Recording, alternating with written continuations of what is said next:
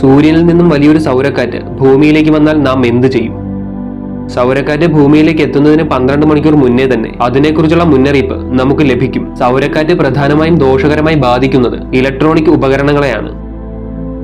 സൗരക്കാറ്റിൽ നിന്നും നമ്മുടെ ഉപകരണങ്ങളെയെല്ലാം സംരക്ഷിക്കുവാൻ ലോകമെമ്പാടുമുള്ള വൈദ്യുതി ഗ്രിഡുകൾ അടച്ചു പൂട്ടുകയും എല്ലാ ഉപഗ്രഹങ്ങളെയും സുരക്ഷിത മോഡിലേക്ക് മാറ്റുകയും വേണം. ഇങ്ങനെ ചെയ്തില്ലെങ്കിൽ വൈദ്യുതി ഗ്രിഡുകളുടെ ഭൂരിഭാഗവും നശിച്ചു പോകും.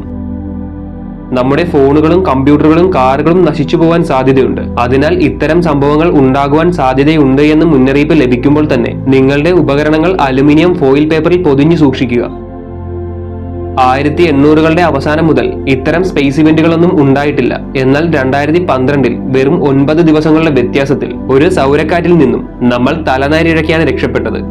ഓർക്കുക, ഈ ഭൂമിയിൽ ഇങ്ങനെയൊക്കെ തന്നെ ജീവിച്ചിരിക്കുക എന്നത് എത്രയോ ബുദ്ധിമുട്ടുള്ള കാര്യമാണ് എന്ന്.